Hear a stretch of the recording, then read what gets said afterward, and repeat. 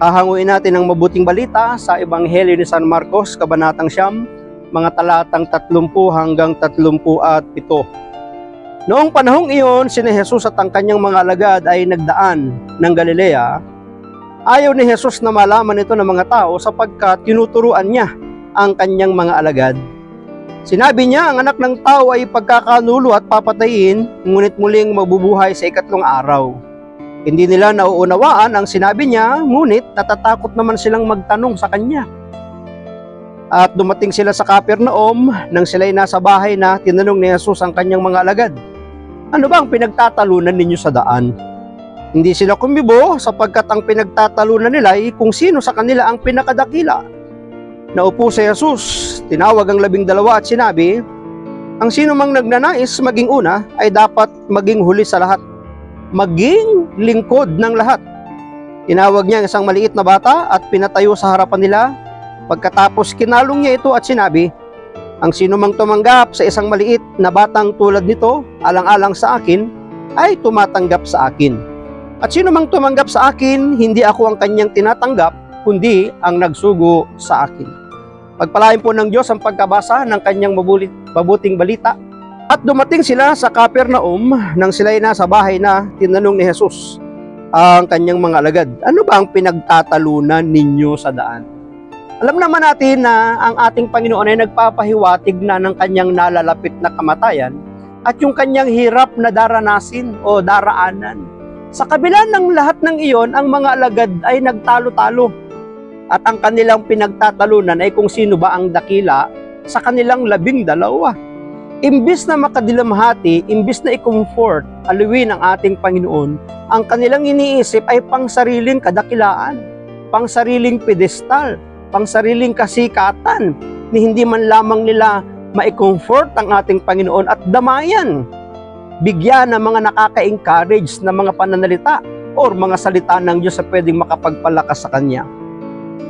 Ipinapakita ni Marcos ang hindi pagkaunawa ng mga alagad sa mga itinuturo ni Jesus hinggil sa kanyang kamatayan at pagkabuhay muli. Tahimik lang sila at walang nangahas magtanong. Si Jesus na nagkusang nagtanong sa kanila kahit alam ni Jesus ang kanilang pinag-uusapan.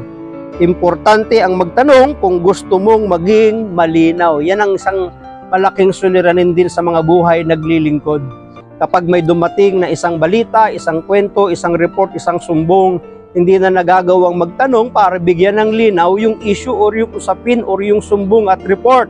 Basta na lamang tinatanggap at pinaniniwalaan. Ganito rin yung buhay ng kanyang mga alagad. Kaya si Jesus na ang nagkusang nagtanong sa kanila, bagamat, sabi sa ating binasa, alam na ni Jesus kung ano yung kanilang pinagtatalunan, kung sino ba ang dakila at sikat sa kanila. Importante ang magtanong kung gusto mong maging malinaw.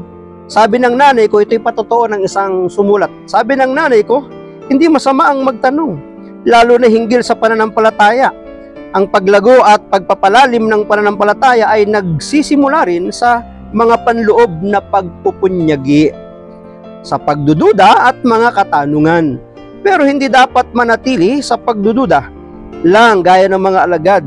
Hindi sila nangahas magtanong, natakot silang ilantad ang kanilang saloobin at kanilang pag-iisip. Maaari kaya hindi sila nagtanong sapagkat papasok sa kanila yung panlulumo, panghihina, panlulupaypay, iniwan nila ang lahat ng bagay, sumunod kay Jesus, pagkatapos ay parang mawawalan lang ng saysay sapagkat sinasabi niyang siya'y mamamatay, para bagang sinasabing iiwan sila kaya't walang nangahas na magtanong. Natakot silang ilantad ang kanilang saloobin at kanilang pag-iisip. Hinihimok tayo ni Jesus na magkaroon ng katapatan na harapin ang ating mga pagdududa, tapang na harapin, hanapin ang kasagutan, at magkaroon ng mas matibay na paniniwala na ang Diyos ang kasagutan ng lahat. Kaya nga kung meron tayong maraming katanungan, sa Diyos tayo magtanong at makakamtan natin ang kasagutan. Ano ba ang mga hindi natin nauunawaan? Itanong natin sa mga mas nakakatanda sa atin, sa ating mga magulang, sa mga matatanda sa pananampalataya. Maaaring sila'y makakatulong sa ating buhay pananampalataya. Maraming salamat at pagpalain tayo ng ating Panginoon. Ang akin lamang palaging sambit, I love you with the love of the Lord. Bye-bye and bye-bye. Thank you Thank you for your smile.